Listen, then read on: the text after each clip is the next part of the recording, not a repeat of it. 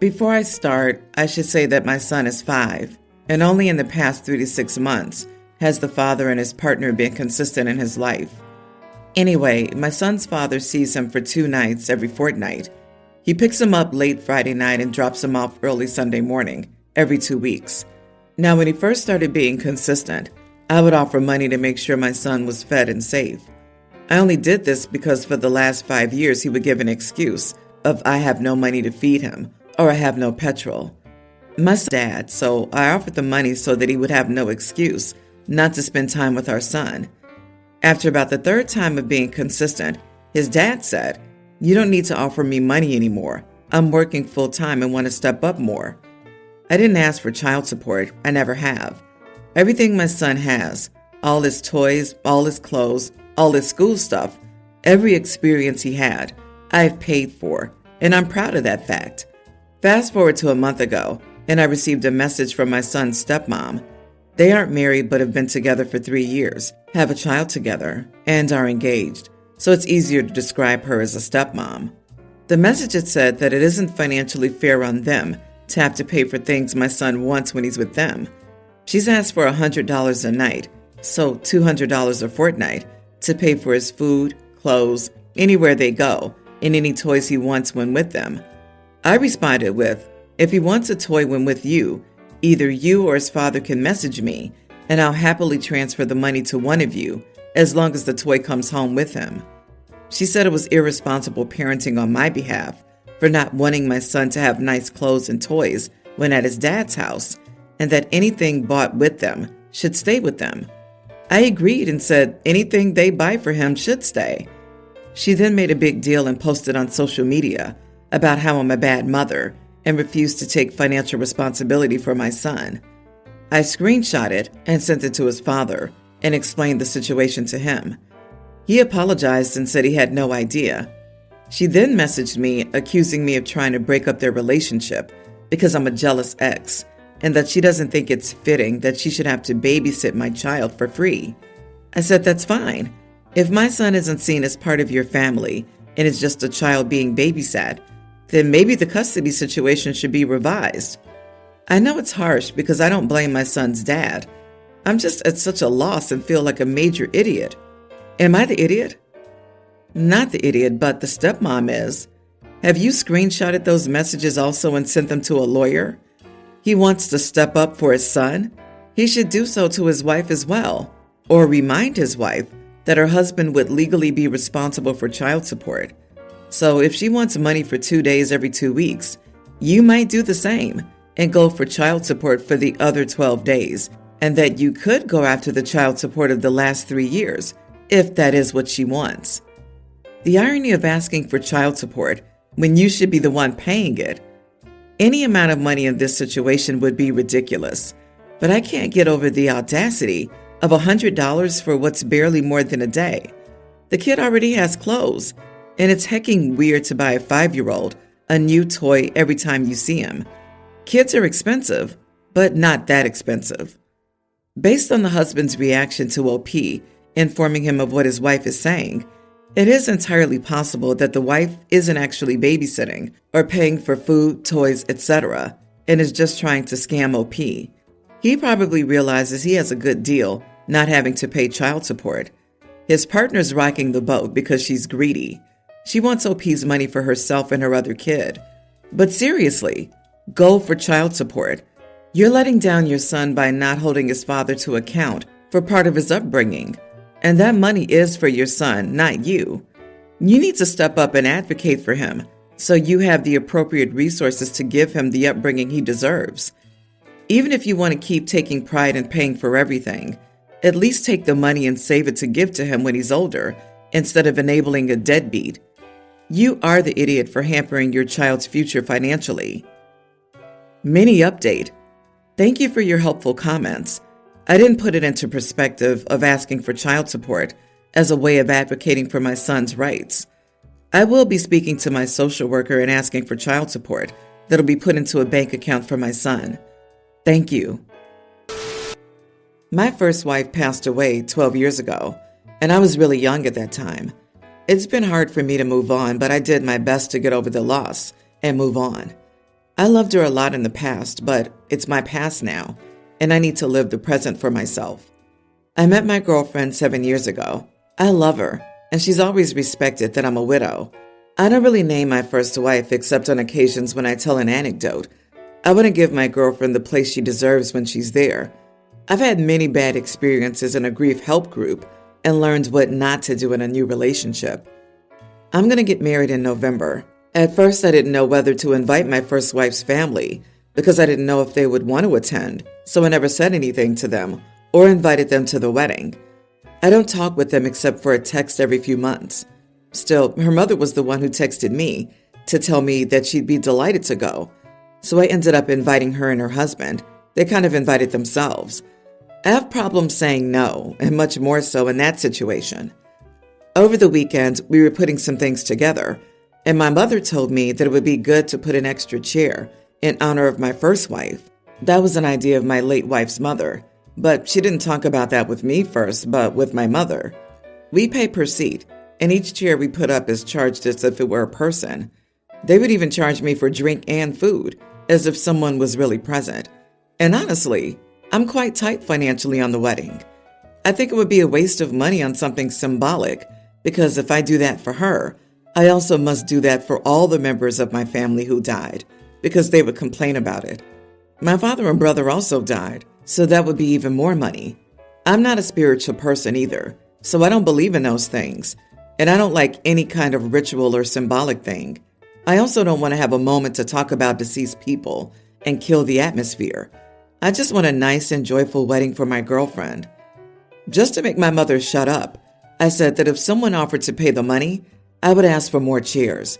That would be 7 relatives too many. I knew that nobody was going to pay for that because I couldn't spend the money on more things. No one talked, and I thought that she would forget that. But then my mother said that then I should include photos of me and my first wife when they show the typical video of the bride and groom as they grow up. I just don't want to do that. I even find it disrespectful for my girlfriend to put pictures of my first wife when I'm getting married again, let alone make a whole video about those times. It's just weird to me. But I know that there are widowers who've done that, so it leaves me confused. My first wife appears in some of the photos I chose to go through in the video, not the one my mother wants me to do, in photos where I'm traveling with friends or family. It's not that I'm hiding her identity or anything like that, but I just want that moment to be my wife and mine. I already healed. My mother and family in general have been doing everything to make me feel guilty. And honestly, it's hard not to feel guilty when the words come from a person who went through the same thing as me. My girlfriend would agree because she's really kind and she's already said that she's not really interested in what others think because she's the one who'll be my wife. I'm the one who feels uncomfortable. Am I the idiot? I want that moment to be my girlfriend and mine. I already had that moment with my first wife years ago, and now I want to have this moment with her. Is it a bad thing? Not the idiot. I agree with you. It would be too disrespectful and too uncomfortable. This moment should be all about you and your current. Don't forget the past, but celebrate the now and the future you have together. If I understand correctly, people put a chair for a lost loved one to symbolize their being at the event. Why would OP's mother and former mother-in-law feel that his first wife would be at his wedding to another person? And why would his mother push for this, but not for his father and brother to be there symbolically? I wouldn't be surprised to hear that they don't like his current partner. You could make a dedication. Ask everyone to wear black. Actually, why not ask your fiancé to just stay home? She might make your first wife's family uncomfortable at the memorial. Wedding. Obviously, not the idiot. This whole situation is completely macabre. I, 46 female, and my partner, 57 male, of 5 years, are talking about moving in together after my kids from my previous marriage have moved out. He has a fully paid off house, and I have a house with a mortgage. It's likely that I'll have to move into his house as it's bigger, and I rent out my house with a rental income of around $600 per week. When we spoke about how to manage our finances, he suggested I pay half of all the bills and groceries, plus 50% of my rental income that I receive from my house. Paying half of all the bills and groceries, I completely understand. But half of my rental income to him, even though he has no mortgage? I didn't think it was fair. I didn't quite understand why he wanted me to give him 50% of my rental income first. He then explained that in case we break up and he doesn't want to feel like I've taken advantage of him and the living situation, and to make things fair, we should chip in 50-50 in everything. I don't feel, though, this is a 50-50 deal. More like 80-20 deal with him benefiting more than me. I would pay a maximum of $150 a week rent, plus bills and groceries. That is around the amount I'm willing to pay, not $300 a week rent, plus bills and groceries. As a side note, my income is around $75K, and his is around $85K, half of which comes from his rental income from his own investment property. Am I the idiot for not giving 50% of my rental income to him if I move in with him? We should chip in 50-50 in everything. Cool. Ask him for all his income sources so that you can get 50% of it. Tell him you're looking forward to him paying 50% of your mortgage. Holy Christ. I'm sorry to be rude here, but how many red flags do you need? He wants to profit from property that's not his. If you move in together, it should be because you legitimately want to live together. If he's going into this saying that you have to prove you're not taking advantage of him by giving him money, that's him taking advantage of you.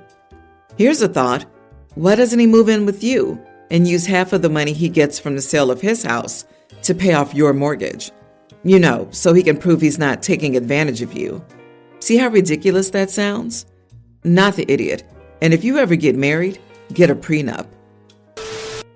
I, 50s male, have a brother I prefer to avoid.